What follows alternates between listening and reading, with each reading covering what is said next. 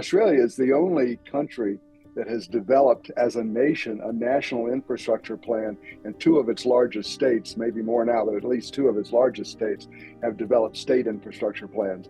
And for people who aren't familiar with the mechanics of this, those are daunting tasks.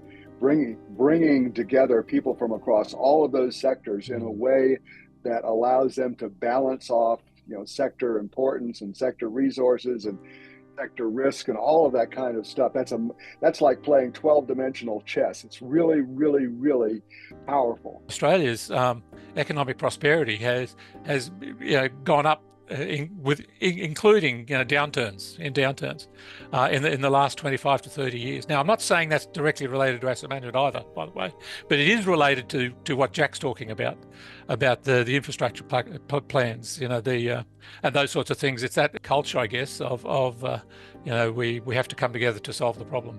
It is asset management, Peter, because what Jack was talking about was asset management. So I know you're hesitant. I'm not gonna lay it at the altar of asset management, right? Because that's not the only thing happening in the world. But the infrastructure stuff that Jack talks about and the other things are positive signs of a positive culture, actually. Yeah, working together.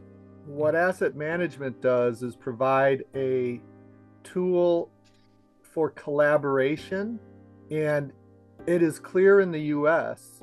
that asset management is a bipartisan issue.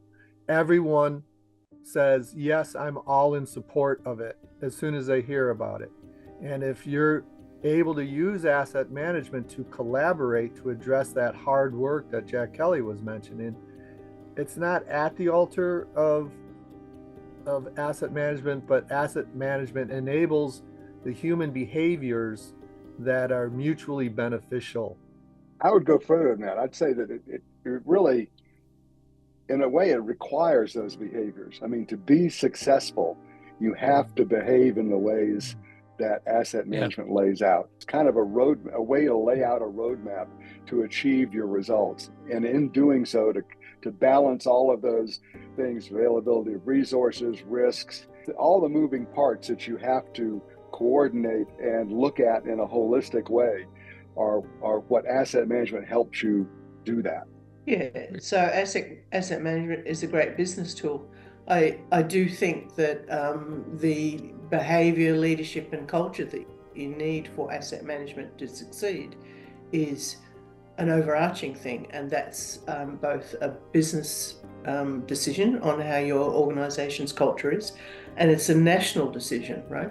You actually need good behaviors, etc., to drive it. I think I'd put it the other way. Asset management doesn't drive good behavior. Good behavior drives asset management, would be my take. If you don't develop the right culture in your organization, asset management can't work.